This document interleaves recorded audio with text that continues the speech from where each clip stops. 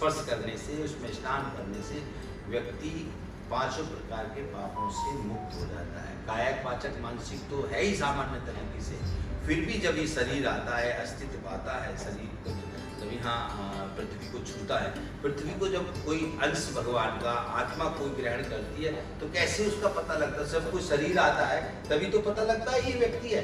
तो अस्तित्व और व्यक्तित्व दोनों साथ आते हैं। अस्तित्व आपको मिला आपके प्रारब्धों के अनुसार, अस्तित्व किसके अनुसार मिला आपको? जो आपके प्रारब्ध थे उनके अनुसार आपको अस्तित्व मिल गया।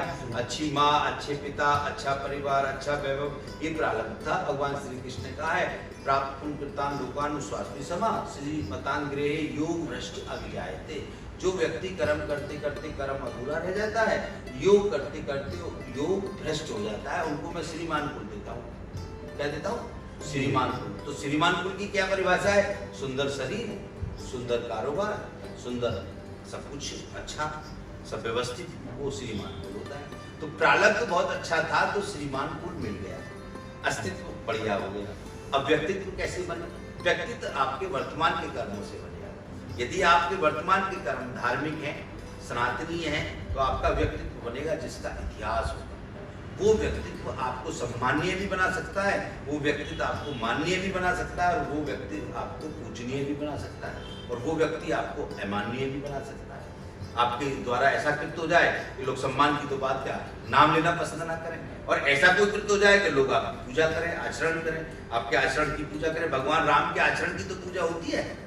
भगवान राम की किस चीज की पूजा होती है? आचरण।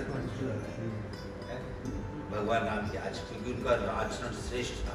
भगवान श्री कृष्ण के व्यक्तित्व की पूजा होती। उनका व्यक्तित्व भगवान श्री कृष्ण का ऐसा था, उन्होंने धर्म की रक्षा के लिए पूर्णतः समर्पित होकर के धर्म की रक्षा की। इसलिए आज उसका व्याख्यान होता है, गीता में उसका व्याख्यान होता है।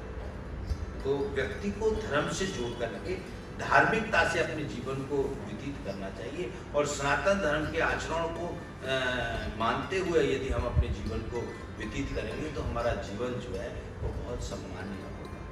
ये तो हो गया इनका भारतवर्षों का। अब हम बात करते हैं इनकी और नई जनरेशन की। बच्चा नई जनरेशन की आपके यहाँ, क्योंकि आप लोग तो सब जो है आपकी एक पीढ़ी जो लाइनअप है, दैट नॉट माइंड, सच्चाई। और सेकंड पीढ़ी जो है वो आपके पीछे फॉलो है कि भाई पिताजी ने ऐसा किया, हम भी ऐसा करेंगे और बढ़ाएंगे। परंतु बेस जो है आप इस समय जो आपका पूरी जिम्मेदारी वो इस पीढ़ी के ऊपर आने। तो इसको 3 बातें सीखनी है, इसको 3 बातें सीखनी। पहली बात इसको सीखनी है जो इसकी इस समय आवश्यकता है, ज्ञान की। इसको ज्ञान सीखना है, कॉलेज से पढ़ाई बढ़िया करनी है, एजुकेशन बहुत बढ़िया करनी है, तो ज्ञान होगा, विवेक होगा। मैं युवाओं पे काम कर रहा हूँ बेटे, मैंने MBBS किया किंग जॉर्ज मेडिकल कॉलेज से, इसलिए मैं तुम्हें ये बात करता हूँ। तो युवाओं पे इसको 3 चीजें सीखनी। पहले नंबर क्या सीखना है? ज्ञान। पहले नंबर ज्ञान। विवेकशील हो जाए, ज्ञानवान हो जाए, बुद्धि में ज्ञान विराजमान हो जाए। जब ज्ञान विराजमान हो जाएगा तो बुद्धि को अच्छे बुरे का ज्ञान हो जाएगा। बुद्धि को क्या हो जाएगा? अच्छे बुरे का ज्ञान हो जाएगा। क्योंकि मन चंचल है, मन जब कोई कार्य करता है तो उसको आभास नहीं होता ये बुरा है या अच्छा है, वो कर देता है, करने के बाद में आभास होता है ये तो गलत हो गया। मगर बुद्धिशाली जो ज्ञानवान होते हैं उनको करते टाइम आभास होता है। बुद्धि अच्छे बुरे का ज्ञान कराती है। बुद्धि का कार्य क्या है? अच्छे बुरे का ज्ञान कराना। तो बुद्धि आपकी श्रेष्ठ तभी हो सकती है जब आपका ज्ञान श्रेष्ठ होगा, जब आपके संस्कार श्रेष्ठ होगा, आचरण श्रेष्ठ होगा, तब आप और आगे इस एम्पायर को लेके जा सकते हैं।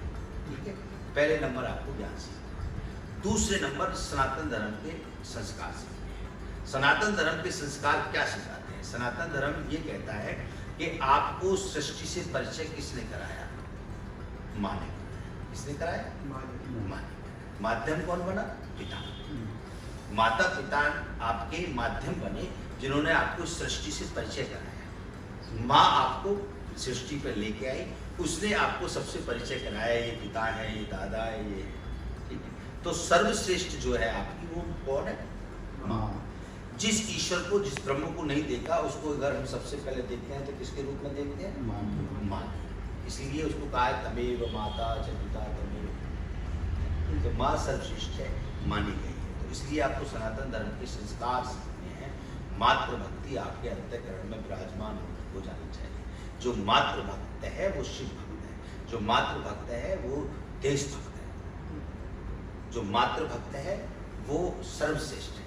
ठीक है, यदि सर्वश्रेष्ठ की कैटेगरी में आना है तो आपको अपने अंतःकरण में सनातन धर्म की पहली सीढ़ी मातृ भक्ति वो धारण कर लेनी। पहले ज्ञान की, फिर दूसरे नंबर मातृ भक्ति। मातृ भक्ति सनातन धर्म में इसलिए उच्च श्रेणी की बताई गई है कि जब आप आगे बढ़ेंगे तो आपको तीन बातें चाहिए, तीन चीज चाहिए। पहले नंबर बुद्धि चाहिए, बिना बुद्धि के आगे नहीं बढ़ सकते। दूसरे नंबर तेज चाहिए, प्रकाश, ज्योति, उसके बिना भी आप आगे नहीं बढ़ सकते। इंप्रेशन पावर, इंग्लिश में क्या बोलते हैं? Impression power. आप बहुत बुद्धिशाली हैं, अगर आपसे कोई इंप्रेस नहीं होता तो आपकी बुद्धि, आप व्यापार बहुत आगे बड़ा नहीं कर सकते। अगर आप बड़ा व्यापार करने जाते हैं तो इंप्रेशन चाहिए। आप बुद्धिशाली हैं, इंप्रेस भी हो नहीं आ रहे, तभी आपसे वो बिजनेस करेंगे। इंप्रेस नहीं होगा तो बिजनेस नहीं करेगा। तो प्रकाश चाहिए और आप बहुत मजबूत होना चाहिए। ठीक है, तीसरे नंबर साहस चाहिए। क्या चाहिए? कॉन्फिडेंस, जिसको बोलते हैं इंग्लिश में कॉन्फिडेंस, पेशेंस, यानी साहस अगर आपके अंदर नहीं होगा तो बड़ा बिजनेस नहीं कर सकते, निर्णय बड़े नहीं ले सकते। निर्णय बड़े किससे लिए जाते हैं? साहस। अब ये तीन चीज, बुद्धि, ज्योति और साहस, तीनों ऐसी चीज है जो सनातन धर्म में मिलती हैं और कहीं धर्म में नहीं मिलती। अभी बाजार में तो बिकती नहीं है, आप लेके आए तो ये कहाँ मिलती है? सनातन धर्म कहता है ये ईश्वरी शक्ति है। ये सनातन धर्म हमारा क्या कहता है? ये तीनों चीज क्या है? ईश्वरी शक्ति है। ये ईश्वर की तरफ से गॉड गिफ्ट है, ईश्वर की तरफ से आपको गिफ्ट है। आप बहुत बुद्धिशाली भी हो सकते हैं और बिना बुद्धिशाली भी हो सकते हैं। आप बहुत तेजस्वी भी हो सकते हैं, अनतेजस्वी भी हो सकते हैं। आप बहुत साहसी भी हो सकते हैं और बहुत साहसहीन भी हो सकते हैं। तो ये भगवान की देन है और भगवान से परिचय किसने कराया? ठीक है, तो इसका मतलब इनका केंद्र कहाँ है? माँ। इनका केंद्र कहाँ है? माँ।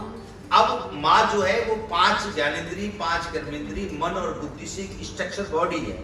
जैसे एक मूर्ति नहीं बनती पत्थर की, किसी चीज की मूर्ति बनती है, उसमें हम चरण स्पर्श नहीं करते, ऐसे माँ जीवित मूर्ति है। माँ क्या है? वो जीवित मूर्ति है। माँ एक जीवित मूर्ति है। जब जीवित मूर्ति के पास हम जाते हैं तो वातावरण जो है, साइंस के हिसाब से आपको पे आता हूँ, साइंस ये कहती है कि व्यक्ति 2 प्रकार की पावर में चलता है, एक इलेक्ट्रॉनिक पावर, एक मैग्नेट पावर।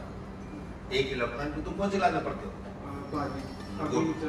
आए हो बाद पास हो गए। अभी साइंस थी कि कॉमर्स? वो तो सीए बनना है या कुछ? नहीं, बिजनेस हैंडल। बहुत अच्छा। तो एमबीए करने जाओ, तो पहले बीबीए करो फिर एमबीए। कहाँ से करना है? अभी एक एनएमआईएमएस का हो जाए, नहीं तो बहुत सारे कॉलेज में हो गया था। अच्छा, उसका या फिर आईआईएम में हो जाए तो सबसे बढ़िया। चलो ये सेकंड क्वेश्चन।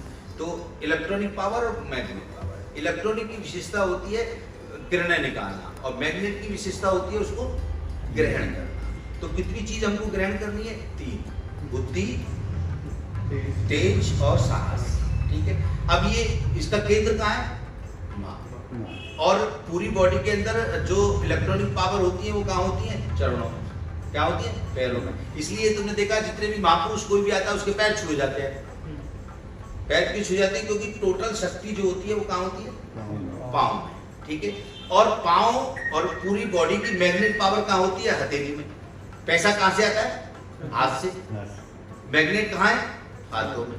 तो जब इलेक्ट्रॉनिक पावर के पास मैग्नेट पावर जाती है तो उसके गुणों को खींच लेती है। तो इसलिए चरण छू करके जब हम मस्तिष्क पे ले जाते हैं, आंखों पे ले जाते हैं और हृदय पे ले जाते हैं, तो ये उंगलियां जो गुण ग्रहण करती हैं, तो बुद्धि का निवास स्थान कहाँ है? मस्तिष्क। बुद्धि का निवास स्थान कहाँ है? मस्तिष्क। और तेज प्रकाश का निवास स्थान कहाँ है? नेत्र। नेत्रों से तो प्रकाश मिलता है। तेजस्वी कहाँ माना जाता है? नेत्रशाली, जिसके श्रेष्ठ होते हैं। और कॉन्फिडेंस, आत्मशक्ति कहाँ विराजमान होती है? हृदय में। तो हमने चरण छुए पहले मस्तिष्क पर, फिर आंखों पर और फिर हृदय पर। तो हमको माँ से ईश्वरी 3 शक्ति मिली। बुद्धि बल मिला, तेज मिला और साहस मिला और फ्री ऑफ दी कॉस्ट मिला। Free of the cost. और मातृ भक्ति पूर्ण हुई। मातृ भक्ति पूर्ण हुई तो देशभक्ति भी पूर्ण होगी, परिवार की भक्ति भी पूर्ण होगी। परिवार में आप श्रेष्ठ हो जाएंगे, परिवार में आप श्रेष्ठ हो जाएंगे, क्योंकि आपको लोग संबोधन जो देंगे आने वाले समय में, या तो ये कहेंगे मेरा लड़का है, या ये कहेंगे मेरा बेटा है, या ये कहेंगे मेरा पुत्र है। बॉडी एक है, नाम कितने हैं? 3। लड़का किसे कहते हैं? डेफिनेशन ऑफ द लड़का किसे कहते हैं? बेटा किसे कहते हैं? समझने की बात है। मैं युवाओं पे काउंसलिंग, आजकल मैं डॉक्टरों को ज्यादा काउंसलिंग कर रहा हूँ, इसलिए मैंने तुम दोनों को विशेष महत्व दिया है कि तुम दोनों युवा हो, तुम्हारे ऊपर बहुत जिम्मेदारी आने वाली है। और यदि तुम सनातन धर्म के आचरण में हो गए, मान ली मेरी बात और समझ ली मेरी बात, तो उनको बहुत प्राउड होगा कि मेरा पुत्र का जो पुत्र है, आपका पुत्र का पुत्र तो बहुत है, हाँ, तो बहुत बहुत श्रेष्ठ है, बहुत उच्च श्रेणी का है। तो ये अब भगवान की कृपा होगी। ठीक है, क्या बात कर रहे थे हम लोग? तेज के बारे में और फिर सक्सेस के बारे में, कॉन्फिडेंस के बारे में। ठीक है, अब मातृ भक्ति जिसके अंदर आ जाएगी वो श्रेष्ठ हो जाएगा। तो अब ये नित्य प्रतिदिन, अब ये बॉडी की जो 3 उंगली है, कितनी उंगली है? 3, और 3 ही चीज हमको चाहिए। ज्योतिष बोलती है ज्ञान की उंगली है, ये तमोगुण की उंगली है, ये सतोगुण की उंगली है, ऐसा ज्योतिष बोलती है। तो अब हमको बुद्धि में ज्ञान चाहिए, और तेज जो है, तेज जब तेज उत्पन्न होता है तो व्यक्ति जो है कभी कभी तेज में तामसी भी होता है। आपको सात्विक होना है तो ये सात्विक आपके साथ है।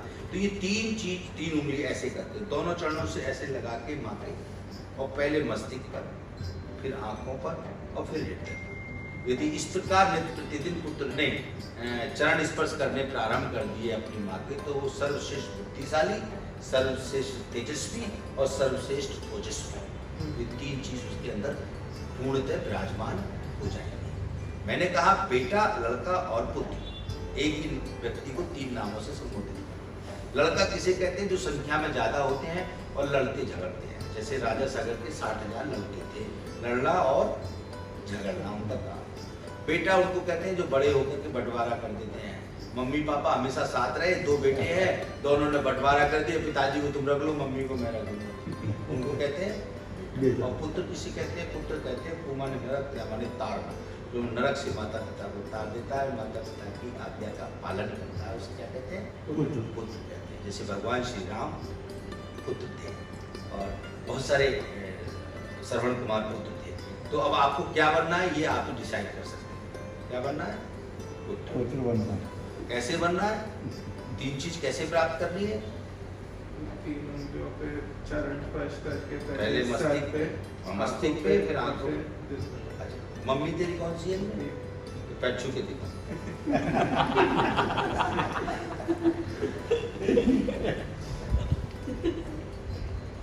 बहुत है। आंखों पे पहले दादाजी की छू मेरे सामने, तो मैं तुझे बताऊंगा कैसे है।